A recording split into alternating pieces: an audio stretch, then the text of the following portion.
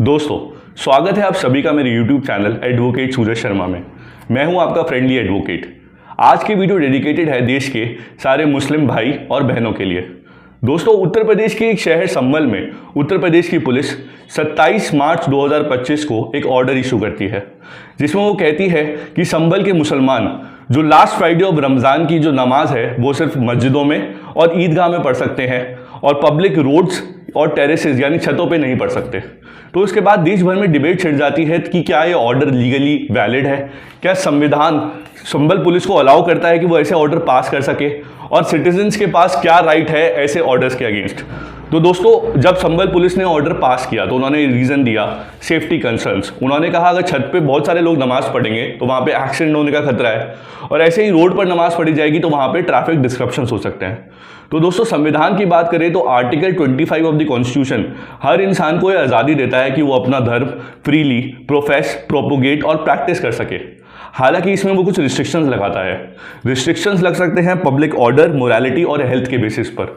अब यहाँ पर पब्लिक ऑर्डर के तहत ही पुलिस ऐसे ऑर्डर्स पास कर सकती है जो सेक्शन 144 ऑफ द CRPC के अंडर पास होते हैं, जिसमें वो public gathering including a religious gathering को रोकने के लिए ऐसे ऑर्डर पास कर सकती है।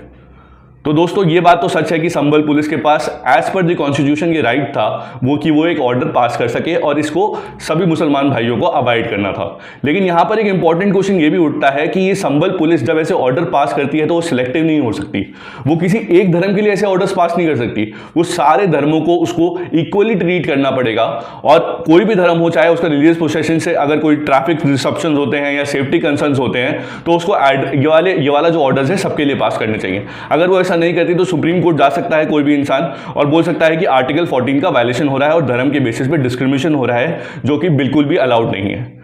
अब दोस्तों, बात करते हैं, सपोज ये ऑर्डर पास हो गया और किसी ने इसको वायलेट कर दिया तो इसकी क्या पनिशमेंट है। अगर आप इस ऑर्डर को वायलेट करते हैं तो आपको 6 महीने तक की जेल और 1000 रुपये तक का जुर्माना हो सकता है। सिर्फ इतना ही नहीं, इसका मतलब ये नहीं कि पुलिस आपके ऊपर हाथ उठाएगी या आपने देखा या पुलिस आपको लातों से मारेगी और आपको वहां से हटाएगी। पुलिस के पास ऐसा कोई राइट नहीं है। इसमें सिर्फ 6 महीने की सजा और 1000 रुपये तक का जुर्माना है। लेकिन हमें खुद ही सोचना चाहिए कि अगर हमारे किसी एक्शंस की वजह से पब्लिक डिस्टर्ब हो रही है, ट्रैफिक डिस्टर्ब हो रही है, कोई एम्बुलेंस फंस रही है, तो हमें ऐसी चीज़ें नहीं करनी चाहिए, और ये सभी धर्मों के लिए एप्लीकेबल है। तो दोस्तों, अब आते हैं दूसरे मुद्दे पर। अब आपके मन में क्वेश्चन आएगा कि वीवीआईपी मूवमेंट जब ट्रैफिक की होती हैं, वीवीआईपी मूवमेंट्स कोई प्राइम मिनिस्टर, प्रेसिडेंट या चीफ मिनिस्टर जब जाता है उसको लिए ट्रैफिक रोक दिया जाता है, तो वहां पर कभी कभी ऐसा भी देखा गया कि एम्बुलेंस फंस जाती है, और एक कुछ सिनेरियोज ऐसे भी हो सकते हैं कि क्या पता उस बंदे की डेथ हो जाए जो एम्बुलेंस में हो उस ट्रैफिक डिस्ट्रप्शंस की वजह से। तो यहाँ पर ये सवाल उठता है नेताओं के लिए, क्या हम नेताओं के अगेंस्ट एक्शन ले सकते हैं क्योंकि उनकी वीवीआईपी मूवमेंट की वजह से मेरे घर में किसी की डेथ हुई जो एम्बुलेंस में फंसा हुआ था।